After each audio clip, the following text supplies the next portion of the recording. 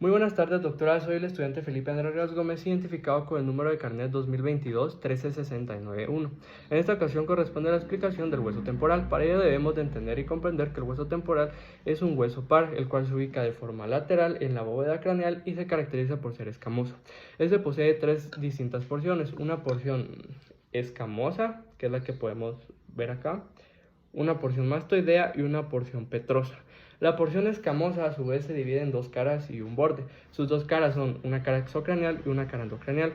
Su cara exocranial está dividida gracias a una apófisis cigomática, la cual la divide en una cara superior o temporal y una cara inferior o basilar. La cara superior o temporal la ubicaremos en la bóveda, de forma más específica en la fosa temporal, mientras que la cara inferior o basilar la encontraremos en la base, de forma más específica en la porción libre de esta.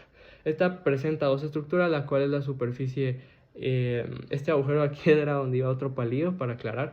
Sin embargo, la cara superior o basilar presenta una superficie plana del subtemporal y una estructura de la cavidad glenoide o fosa mandibular. A su vez presenta su cara exocranial, que tiene una cara superior e inferior. La cara superior la ubicaremos en la bóveda, mientras que la cara inferior la encontraremos en la fosa craneal media.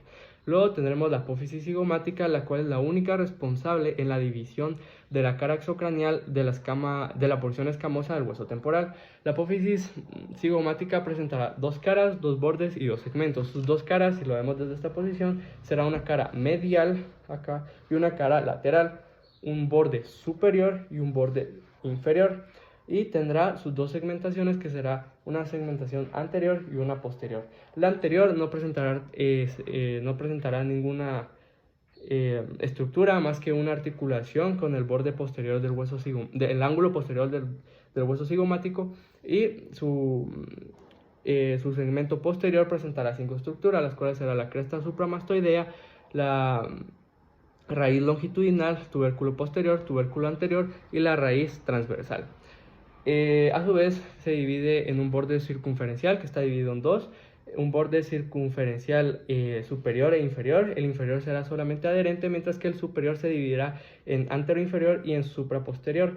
El anteroinferior articulará con el borde lateral de las alas mayores de las esfenoides, y el borde posterior superior articulará con el borde inferior de la escama del parietal.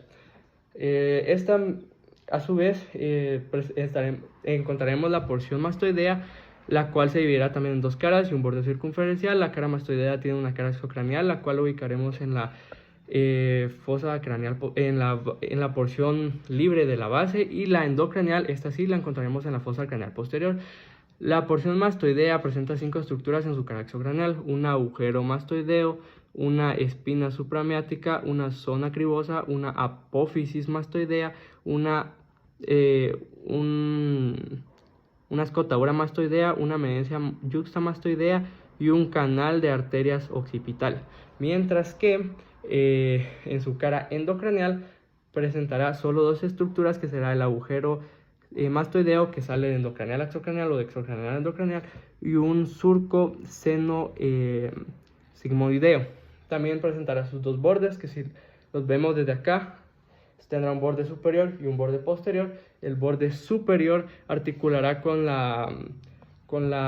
el borde inferior de la escama parietal, mientras que el borde posterior articulará con el borde lateral de la escama occipital. Luego tendremos también su porción petrosa, que es la que vemos acá, como un prisma triangular, una pirámide triangular, perdón.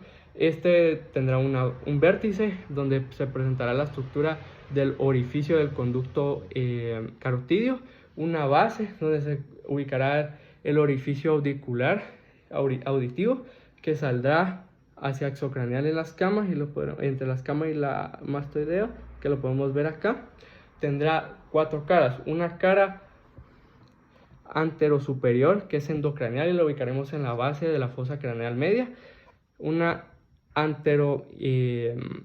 Serán dos superiores, una anterosuperior, una posterosuperior, la cual será endocranial también, y la encontraremos en la base de la porción de la porción craneal posterior. Luego tendremos dos inferiores, las cuales será la anteroinferior, que la ubicaremos en la base o en la porción libre de esta misma, y también en la porción libre de la base encontraremos a la postero inferior. Y por otro lado tendremos cuatro bordes, que será un borde superior, un borde anterior, un borde posterior y un borde posterior y un borde inferior. Muchas gracias.